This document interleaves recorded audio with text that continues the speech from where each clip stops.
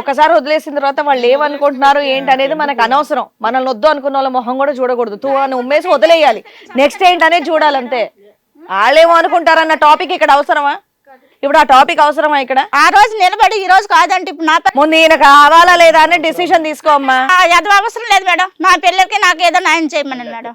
అది ఆవిడకి నెలకి ఇంత అని కావాలి. నీకేం కావాలమ్మా కవిత? నాకు ఇతనే కావాలి. నీకు అతనే కావాలి, ఫస్ట్ భార్యకి అతనే కావాలి. నీకమ్మా? నాకు అతనే కావాలండి. నా పిల్లలకి తండ్రిగా ఆయన వద్దంటున్నాడు కదా, ఏం చేస్తా? ఆయన వద్దంటే నేను వదులుకోను. కాదు, అతనే కావాలి. అతనితో పాటు కవిత వస్తుందంట.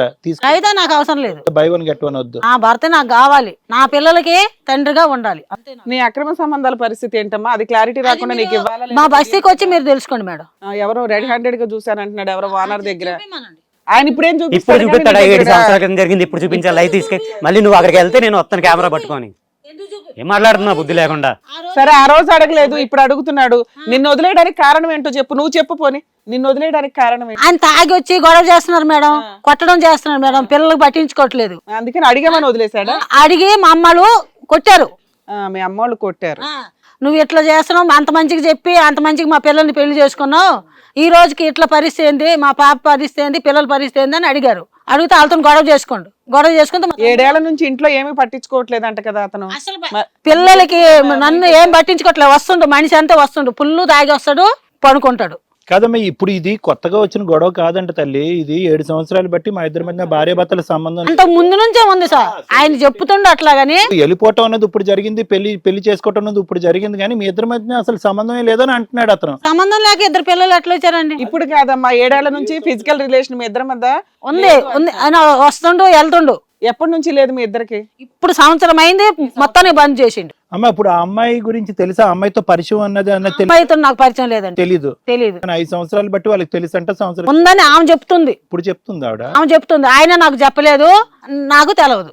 ఏం చేసుకున్నాడు అని కూడా నాకు తెలియదు. ఒక్క నిమిషం, ఇప్పుడు ఒక్కతే అనుకుంటున్నావు కాబట్టి వచ్చిన భర్త అంటున్నావు. ఇప్పుడు ఇంకొక ఆవిడని చూసావు, అయినా నీకు ఇప్పుడు భర్త కావాలా? నా భర్త నాకు కావాలండి. సరిగ్గా పట్టించుకోకపోయినా, సంవత్సరం నుంచి ఫిజికల్ రిలేషన్ లేకపోయినా, పిల్లల్ని నా పిల్లలా అని డౌట్ అడుగుతున్నా. నా పిల్లలకి తండ్రిగా ఉంటే చాలండి, నాకు అంతే చాలు. అసలు నీ పిల్లలు నాకు ఈ తండ్రి వద్దంటే ఏం చేస్తావు నువ్వు? అది నా పిల్లలు అలా అనరా? కాన్ఫిడెంట్ అలా అనరండి. అంటారు. అతను చీ కొడతారు, నిన్ను కూడా చీ కొడతారు. ఇది ఇంకా ఇలా అయ్యేలానే ఉంది. ఏ రాజు, ఏం చేయమంటారు మీరే చెప్పండి సార్. నాకు నెంబర్ 4 ఏం చేసుకుంటాడు, నెంబర్ 5 ఏం చేసుకుంటారు, ఎంత మందికి ఏం చేసుకుంటారు. నువ్వు అనే అంటున్నావు, నా ఆయన నాకు కావాలంటున్నావు. నువ్వు ఆగవమ్మా, ఓ తో అనుకుంటా. ఫైనల్ గా ఏమంటావు చెప్పు రాజు. కవితతో ఉంటాను సార్, కవితతో ఉంటాను. ఎందుకు? ఇద్దరు ఏదో గుసగుసలు ఆడుకున్నారు ఏంటి ఇప్పుడు దాకా? ఏం లేదు సార్, తన దగ్గర నాకు బాగుంది. అంటే తను ఎంతమంది కన్నా తలుపులు తీస్తుందనా? అంటే ఇంకో అమ్మాయిని చేసుకున్నా, ఇంకోటి, మరి ఇంకేమనాలి? అసలు ఏమన్నా మీనింగ్ ఉందా? 7 సంవత్సరాల క్రితం ఈవిడితో ప్రాబ్లం అంటే నాకు అర్థమైంది. ఆవిడకి చెప్పా పెట్టకుండా ఇంకో అమ్మాయితో పెళ్లి చేసుకున్నావు అంటే అక్కడ క్వశ్చన్ మార్క్ పడింది. ఆవిడ పెళ్లి చేసుకున్నటువంటి 10 రోజుల తర్వాత ఈ పాత లవ్ గుర్తొచ్చింది అంటే కనుక ఏమర్థం ఉంది నీ లైఫ్కి? నెంబర్ 4 రాదని గ్యారంటీ ఏంటి? లేదంటే నెంబర్ 4 నిజంగా బ్యాక్గ్రౌండ్ లో లేదంటాను గ్యారంటీ ఏంటి? అలాంటిది ఏం లేదు సార్, కవితతో ఉంటాను. కవితతో ఉంటావా? అది సో ఇవన్నీ పెళ్లిళ్ళేనా? లక్ష్మి పెళ్లి ఇవన్నీ పెళ్లిళ్ళా లేదంటే జస్ట్ అసోసియేషన్స్ పెద్దల సమక్షం? పెద్దల సమక్షంలో చేసుకున్నాను సార్. ఈవిడతో మామూలు గుళ్ళో పెళ్లి చేసుకున్నాను. గుళ్ళో చేసుకున్నాను సార్. గుడిలో చేసుకున్నాం. సరిపోయింది. వీళ్ళకి గుడిలో చేసేసుకున్నారు అరౌండ్. సో ఇక్కడ చూసారు కదా సార్ 4 మెంటాలిటీస్. ఇప్పుడు మీరు ఏం చెప్తారు వాళ్ళ గురించి?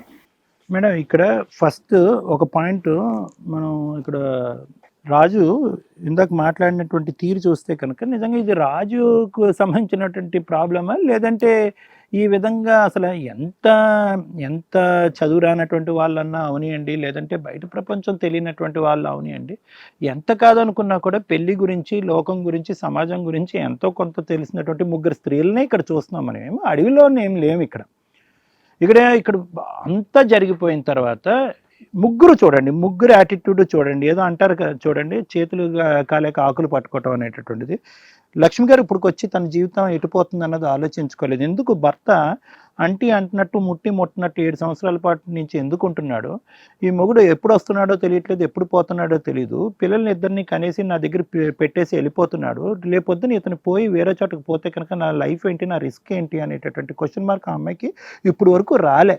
ఇప్పుడు ఎందుకు వచ్చింది అంటే కనుక ఓన్లీ ఒకే ఒక మంత్రం, ఏదైతే తాళి నాకు కట్టాడో ఇంకో 2 కట్టాడు అనేటటువంటి ఉద్దేశంతోనే ఆవిడ ఈ రోజు వచ్చింది. కానీ ఆవిడికి మొదటి రోజు నుంచి ఆవిడ లెక్క ప్రకారం ఏంటంటే పెళ్లి చేసుకుంటేనే ఒక ఆడదానికి కానీ తన పిల్లలకి కానీ థ్రెట్.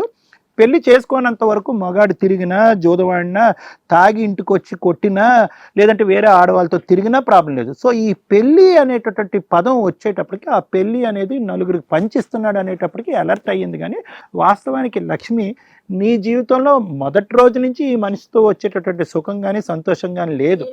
ఓన్లీ ఏంటంటే ఆ సామాజిక పరమైన నా భర్త నాకు ఉన్నాడు అని నేను అనుకున్నా సార్. నీ భర్త ఉన్నాడు, ఇప్పుడు కూడా ఉన్నాడు అతను ఎక్కడికి పోలేదు, అతను అక్కడే ఉన్నాడు. ఎటొచ్చి ఏంటంటే ఇప్పుడు వరకు నీకు సినిమా కనిపించలేదు, ఇప్పుడు సినిమా కనిపిస్తుంది.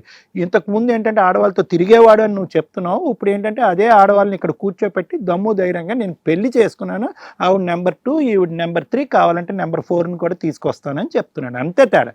నీ భర్త ఏమీ మారలేదు, అప్పుడు ఉన్నటువంటి భర్త ఇప్పుడు ఉన్నటువంటి. సో నేను ఎందుకు ఇదంతా చెప్తున్నానంటే లక్ష్మి, నువ్వు మెంటల్గా ప్రిపేర్ అయిపోయావు. ఏంటంటే నీ భర్త యొక్క క్యారెక్టర్ ఎందుకు ఇందాకటి నుంచి అమ్మ ఇంత క్రూరుడు, ఇంత ఘోరమైన మనిషి అయినా కూడా నువ్వు ఎందుకు అతను కావాలి అని అనుకుంటున్నావు అంటే పదే లేదండి అతనికి ఇచ్చేయండి తీసుకుని వెళ్ళిపోతాను, ఇచ్చేయండి తీసుకుని వెళ్ళిపోతాను ఎందుకంటున్నావు అంటే కనుక నువ్వు మెంటల్గా డిసైడ్ అయిపోయావు. నా మొగుడు అనేటటువంటిది నా కళ్ళు ఎదురుకుంటా ఇంటికి వచ్చి పోతే చాలు, ఎంతమంది ఆడవాళ్ళతో తిరిగినా ఎంతమంది పెళ్లి చేసుకున్నా పర్వాలేదు అనేది నువ్వు ఫిక్స్ అయిపోయావు. అదేంటంటే అది నీ వరకు కరెక్టేనమ్మా. నువ్వేంటంటే ఒక ఎజెండా, పెళ్ళి అనేటటువంటి దానికి ఒక ఎజెండా రాసుకున్నావు కాబట్టి నీ వరకు నీకు ఒకటి. నా భయం ఏంటంటే కనుక ఇందాకటి నుంచి నీ పిల్లలు వచ్చి ఇది కాదంటే ఏమంటావు, పిల్లలు వచ్చి కాదంటే ఏమంటావు అని 1-10 సార్లు అడుగుతున్నానంటే మనం మన పిల్లలకి చదువుకునేటటువంటి 2 ఆడపిల్లలు వయసులో ఎదిగినటువంటి ఆడపిల్లలకి ఎటువంటి ప్రపంచాన్ని చూపెడుతున్నాం, మగాళ్ళు అనేటటువంటి వాళ్ళు ఎలా ఉంటారు అనేటటువంటి దానికి ఒక ఎగ్జాంపుల్ ఇస్తున్నాం. తండ్రే ఇలా ఉన్నాడు అంటే, కనిపించేటటువంటి తండ్రే ఎలా ఉన్నాడంటే, రేపు పొద్దున ముక్కు మొహం తెలియనటువంటి ఒక మగాడిని మనం పెళ్లి చేసుకుంటే వాడు ఒక 10 మందిని తీసుకొచ్చినా కూడా అమ్మ యాక్సెప్ట్ చేసినట్టుగా మనం కూడా యాక్సెప్ట్ చేసేయాలా అనేటటువంటి ఎగ్జాంపుల్ ఇస్తున్నట్టే కదా. అంటే ముందుగానే పెళ్లి చేసుకోకముందే ఆడపిల్లలకు వచ్చేటటువంటి ఆలోచన ఏంటంటే మగాడు ఆడదనేది ఒకే పెళ్లి చేసుకోవాలి, మగాడు అనేటటువంటి వాడు తండ్రి లాంటి మగాడు అనేవాడు ఎన్ని చేసుకున్నా పర్వాలేదు అనేటటువంటి ఒక రాంగ్ కాన్సెప్ట్లో పిల్లల్ని భవిష్యత్తులోకి పంపిస్తున్నాము. సో ఇక్కడ ఏంటంటే నీ మొగుడికి నా మొగుడు కావాలి నువ్వు అన్నా కూడా లీగల్గా నీ మొగుడే అనేటటువంటి అంశం ఉన్నా కూడా వాస్తవానికి నీ మొగుడిని నీతో పాటు పంపిస్తే కనుక నీలాగా తలుపులు తెరిచి అంతా మొగుళ్ళు ఇలాగున్నా పర్లేదని యాక్సెప్ట్ చేసేటటువంటి వాతావరణంలో ఆ 2 ఆడపిల్లల భవిష్యత్తు దృష్ట్యా అది చాలా ప్రమాదకరం. కాబట్టి వాస్తవానికి ఇలాంటి మనిషి నీతో పంపించకూడదని నేను అనుకుంటున్నాను. అంటే లీగల్గా అది వేరే అయి ఉండొచ్చు, కానీ యాక్సెప్టెన్స్ ఉండొచ్చు, పెళ్ళి కాపాడాలి అనేటటువంటి ఉద్దేశం ఉండొచ్చు లక్ష్మి, కాదనట్లేదు. కానీ మరీ ఇంత దిగజారిపోతామా? ఒక మగాడు ఎలా ఉన్నా పర్లేదు, ఎలాంటి వేషాలు వేసినా పర్లేదు, ఎన్ని పెళ్ళిళ్ళు చేసుకున్నా పర్లేదు, పిల్లలకి ఎటువంటి చండాలం చూపెట్టినా పర్లేదు అని అనుకునేటటువంటి ఇంత దిగజారిడా? ఒక్కసారి ఆలోచించుకోండి. అందుగురించి నేను మీకు ప్రత్యేకంగా ఎందుకు చెప్తున్నానంటే కనుక నీ మొగుడు గురించి ఇక్కడ ఉండేటటువంటి వాళ్ళని అందరిలో బాగా క్షుణ్ణంగా విశ్లేషించి తెలిసినటువంటి వ్యక్తి ఎవరన్నా ఉన్నారంటే అది నువ్వు.